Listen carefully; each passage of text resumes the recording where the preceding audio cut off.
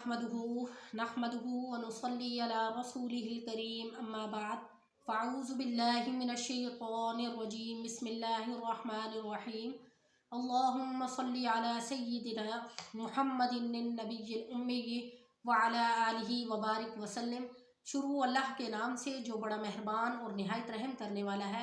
हमारे चैनल की तरफ से तमाम सुनने वाले बहन भाइयों को अस्सलामु अलैकुम वरहमतुल्लाहि वबरकातुहू। उम्मीद करते हैं कि तमाम सुनने वाले बहन भाई खैर व आफ़ियत से होंगे। आज एक नए वजीफ़े के साथ आपकी खिदमत में हाजिर हैं। आज का जो वजीफ़ा है, इस वजीफ़े के करने से इंशाअल्लाह आप जो भी दुआ मांगेंगे इंशाअल्लाह आपकी वो दुआ हर हाल में कबूल होगी। और ये शर्तिया वजीफ़ा है कि शर्त है कि 3 दिन के अंदर या 7 दिन के अंदर आपकी हर दुआ कबूल होगी। जिस मकसद के लिए आप दुआ करेंगे इंशाअल्लाह आपकी वो दुआ हर हाल में कबूल होगी। तो ये वजीफ़ा नहायत ही आसान वजीफ़ा है, मुख्तसर सा वजीफ़ा है। अल्लाह रब्बुल इज़्ज़त का सिफ़ाती नाम है अल-वहाबु। तो अल-वहाबु का मतलब क्या है? बख्शिश और सखावत करने वाला। यानी इस वजीफ़े से हमें 2 फ़ायदे होंगे। एक तो ये होगा कि हमारी दुआ कबूल होगी और दूसरा फ़ायदा क्या होगा कि हमारी बख्शिश हो जाएगी। तो क्या हमें इतने छोटे के से अमल से अगर इतना बड़ा फ़ायदा मिल रहा हो तो कोई शख्स इस वजीफ़े को छोड़ेगा कि उसको ये फ़ायदा ना मिले? तो ये वजीफ़ा आपने हर नमाज के बाद करना है। यानी हर नमाज के बाद आपने 7 मरतबा अल्लाह रब्बुल इज़्ज़त का ये एक सिफ़ाती नाम है या वहाबू।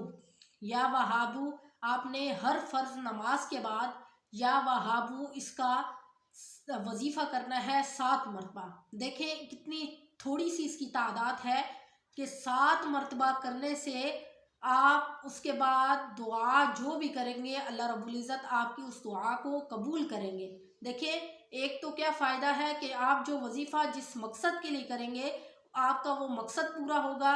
और दूसरा क्या है कि इस वजीफ़े की बरकत से अल्लाह रब्बुल इज़्ज़त आपकी बख्शिश फरमा देंगे। सुभान अल्लाह। आप देखिए क्या फ़ायदा है इसका कि आपने इसके 2 फ़ायदे आपको हासिल होंगे। एक बख्शिश हो जाएगी, हमारे गुनाहों की बख्शिश हो जाएगी और दूसरा हमें क्या होगा कि हमारा जो मकसद है, जो हम मकसद दुआ में मांगेंगे वो हमारा मकसद पूरा हो जाएगा।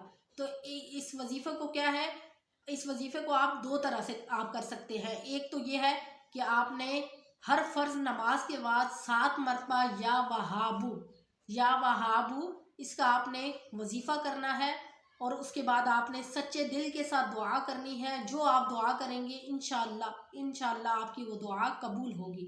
आपने शोबान के महीने में कसरत के साथ ये अमल करना है। इंशाअल्लाह आपकी जो भी हाजत होगी वो पूरी होगी। और दूसरा आपने नमाज तहज्जुद के बाद, तहज्जुद की नमाज के लिए उठना थोड़ा मुश्किल होता है। आपको पता है कि हम इंसान बहुत गुनाहगार हैं। जब सर्दी का टाइम होता है यानी सर्दी का जब मौसम होता है तो किसी का भी दिल नहीं करता कि वो गर्म बिस्तर छोड़ के वज़ू करके अल्लाह को याद करे। लेकिन तहज्जुद का वो वाहिद तहज्जुद का टाइम जो है उसमें अल्लाह रब्बुल इज़्ज़त आसमान दुनिया पर तशरीफ़ फरमा होते हैं और वो अपने बंदों से फरमाता है, अल्लाह ताला ऐलान करता है कि क्या है कोई मुझसे मांगने वाला जो मुझसे मांगे और उसकी मैं पुकार सुनूं? कोई है मुझे पुकारने वाला? तो सुभान अल्लाह। देखिए जब एक टाइम होता है जब अल्लाह रब्बुल इज़्ज़त आसमान दुनिया पर होता है और वो हमसे फरमाता है कि कोई है मेरा बंदा जो मुझसे मांगे, मैं उसे दूँ, उसे अता करूँ। कोई है जो अपनी परेशानी मुझे बताए और मैं उसकी परेशानी को हल करूँ।